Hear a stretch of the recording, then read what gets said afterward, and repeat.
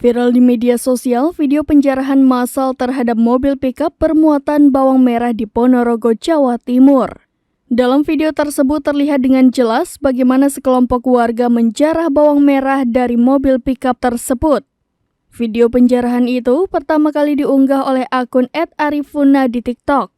Video berdurasi 28 detik segera menyebar di berbagai platform media sosial dan menjadi perbincangan hangat di tengah netizen.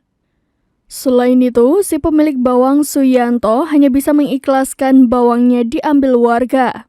Saat dikonfirmasi ke Polres Ponorogo, AKBP Wimboko membenarkan adanya peristiwa itu.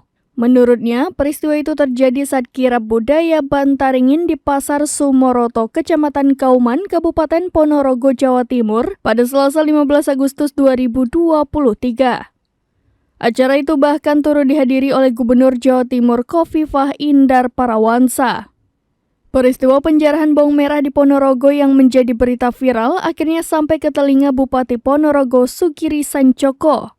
Kang Giri, sapaan akrab Sugiri Sancoko, pada Jumat 18 Agustus 2023 menyebutkan ia sebagai orang nomor 1 di Bumi Reok akan bertanggung jawab atas kasus tersebut.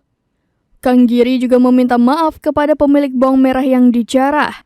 Ia pun meminta bagi yang merasa dirugikan baik petani bawang ataupun supir pengangkut bawang merah yang dijarah segera menghubungi Pemkab Ponorogo.